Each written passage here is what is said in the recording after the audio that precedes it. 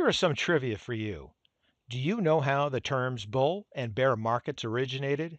One theory comes from the blood sport of bull or bear baiting during the Elizabethan era. When a bull attacks, it lowers its head and uses its horns to thrust upward against an opponent. Hence, a bull market comes out of the market having been low and then rising rapidly. On the other hand, when a bear attacks, it swipes its paws down, bearing down on its opponent. Thus, it makes sense that a bear market is one that declines. So now let's take a look at a bear and a bull market thesis.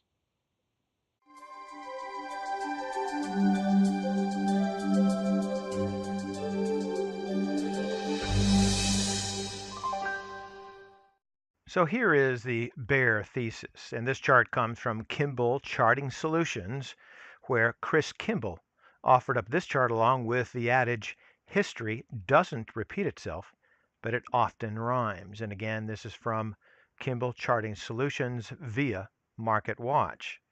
And so the question is, did the top of the S&P 500 in 2007 have anything in common with the 2000 top?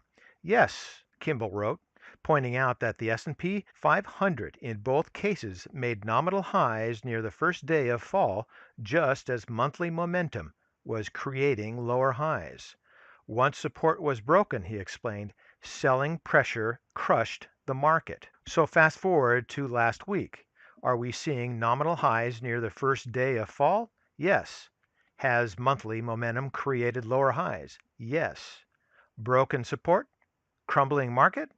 We'll have to wait and see where we go from here. And one of Kimball's favorite quotes comes to mind when looking at this pattern.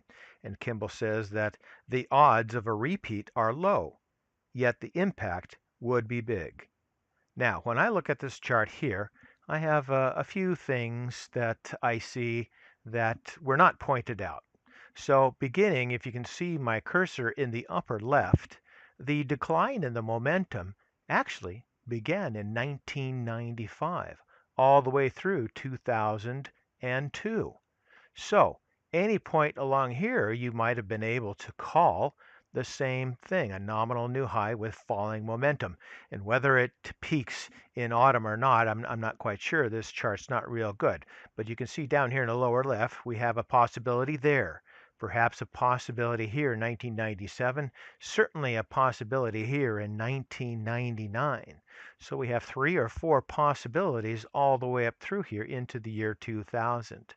Now into this chart here, going up, perhaps some momentum decline from this point to this point, and certainly here.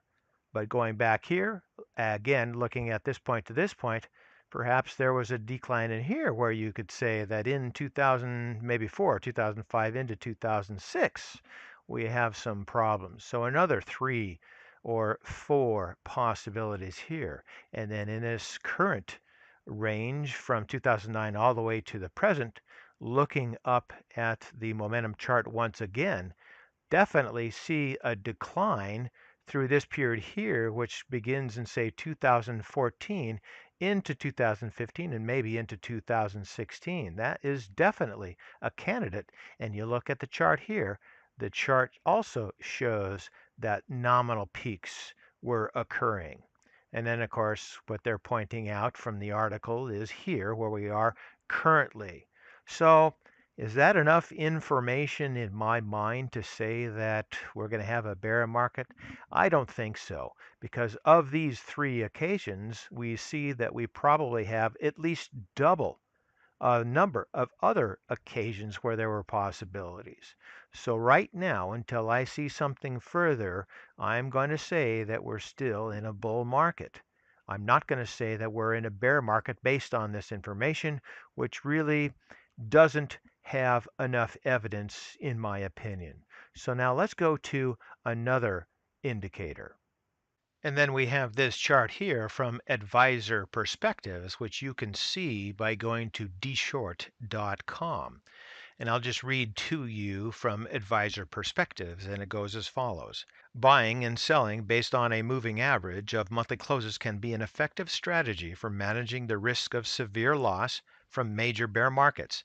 In essence, when the monthly close of the index is above the moving average value, you hold the index.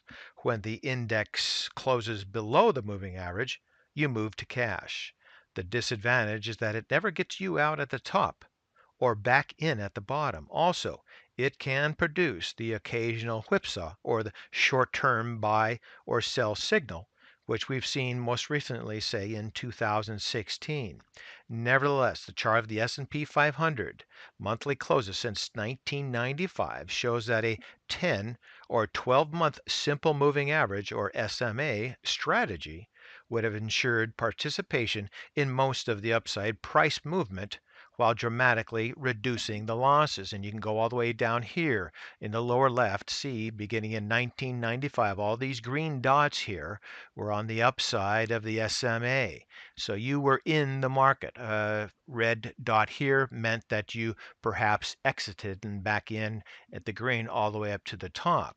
But if you followed this strategy, you would be out of the market at these points somewhere along here and missed most of the downside, say in the dot-com bubble.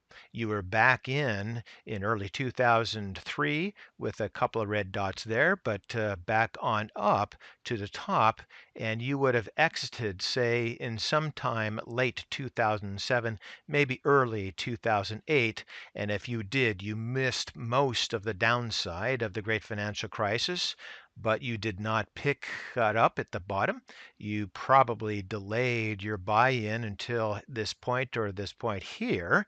But if you did that, you were in, back out, you were in and back out with a bit of that whipsaw we talk about, but back in, and from this point here, you rode it all the way up into 2015, maybe a while back out of the market during this period here, late 2015 into 2016, and then back into the market. And here we are today at the very top. It shows that we're at green. Now there is a delay here, about a month delay, but for the most part, it shows that we still have a bull market, indicates that we still have a bull market, and you should probably still be in the market. Now, that doesn't mean that you ignore all of the information out there. And there's a lot of disturbing information indicating that we are at levels that we've never seen before.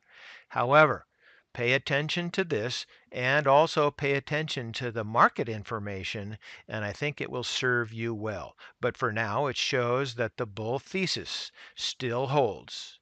So for today, that's ChewDog Charts. Thank you.